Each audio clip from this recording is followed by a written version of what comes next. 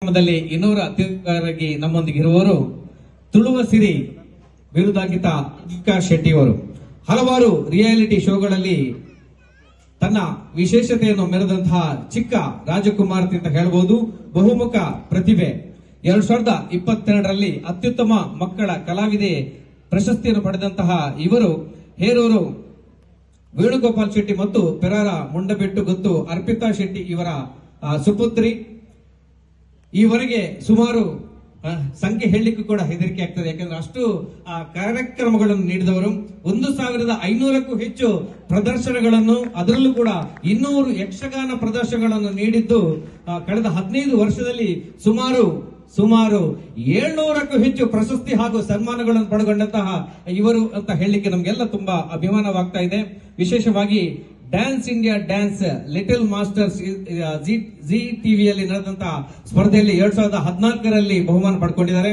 ಹಾಗೆ 2012ರಲ್ಲಿ ಇಟಿವಿ ಕನ್ನಡದಲ್ಲಿ ನಡೆದಂತಹ ದಿ ಜೂನಿಯರ್ ಸ್ಪರ್ಧೆಯಲ್ಲಿ ಕೂಡ ವಿಜೇತರಾಗಿದ್ದಾರೆ. ಹಾಗೆ 2015ರಲ್ಲಿ ಕಲರ್ಸ್ ಕನ್ನಡದಲ್ಲಿ ನಡೆದಂತಹ ಡ್ಯಾನ್ಸಿಂಗ್ ಸ್ಟಾರ್ ನಲ್ಲಿ ಕೂಡ ವಿಶೇಷ ಬಹುಮಾನವನ್ನು ಪಡೆದಿದ್ದಾರೆ. ಹಾಗೆ ಇಟಿವಿ ತೆಲುಗು ಚಾನೆಲ್ ನಲ್ಲಿ ಕೂಡ ಆತಿಥ್ಯ ಕಲಾವಿದೆಯಾಗಿ ಭಾಗವಹಿಸೋದು ಕೂಡ ನಮಗೆಲ್ಲ ಹೆಮ್ಮೆ ಅಂತ ಹೇಳಲಿಕ್ಕೆ ಇಚ್ಛೆ ಪಡ್ತಾ ಇದ್ದೇನೆ.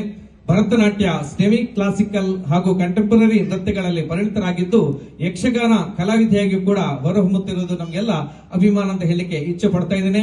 ವಿಶೇಷವಾಗಿ ಸಂಕ್ಷಿಪ್ತವಾಗಿ ಹೇಳಬೇಕಿದ್ರೆ ಇವರು ಪಡೆದಂತಹ ಶೀರ್ಷಿಕೆಗಳು: Mrs Mangaluru, miss talent, Bantakumari, JC queen, Udupi princess, Porluda Bantathi ಅನ್ನುವಂತಹ ಒಂದು ವಿಶೇಷ ಗೌರವವನ್ನು ಪಡೆದಂತಹ ಇವರು ಹಲವಾರು ಚಲನಚಿತ್ರಗಳಲ್ಲಿ ಅಭಿನಯಿಸುವುದು ಮಾತ್ರವಲ್ಲ, 2022ರ ಕೋಸ್ಟಲ್ ಫಿಲ್ಮ್ ಅವಾರ್ಡಿನಲ್ಲಿ ಅತ್ಯುತ್ತಮ ಮಕ್ಕಳ ಕಲಾವಿದೆ ಪ್ರಶಸ್ತಿಯನ್ನು ಪಡೆದಿರುವುದು ನಮಗೆಲ್ಲ ಹೆಮ್ಮೆ ಅಂತ ಹೇಳಿಕೊಳ್ಳುತ್ತಾ, ಪಟ್ಟಿ ತುಂಬಾ ದೊಡ್ಡದಿದೆ, ಕೆಲವನ್ನು ಮಾತ್ರ ಹೇಳಿಕ್ಕೆ ಇಚ್ಛೆ ಪಡ್ತಾ ಇದ್ದೇನೆ.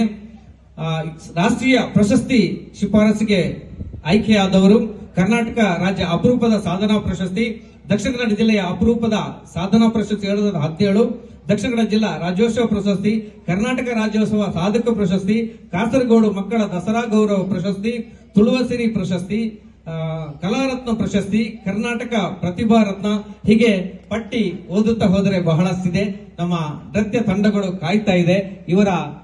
ಇವರ ವಿಶೇಷ ಪ್ರತಿಭೆಗೆ ನಾವೆಲ್ಲರೂ ಮತ್ತೊಮ್ಮೆ ಜೋರಾಗಿ ಚಪ್ಪಾಳೆ ತಟ್ಟುವುದರ ಮೂಲಕ ಅವರನ್ನು ಅಭಿನಂದಿಸುವುದರೊಂದಿಗೆ ಈ ಒಂದು ಕಾರ್ಯಕ್ರಮಕ್ಕೆ ಪ್ರೀತಿಪೂರ್ವಕವಾಗಿ ಸ್ವಾಗತಿಸೋಣ. ಮುಂದಕ್ಕೆ ಸ್ಪರ್ಧಾ ಕಾರ್ಯಕ್ರಮಗಳು ಮುಂದರಲಿಕ್ಕೆ ನಿಮಗಾಗಿ ವಿಶೇಷ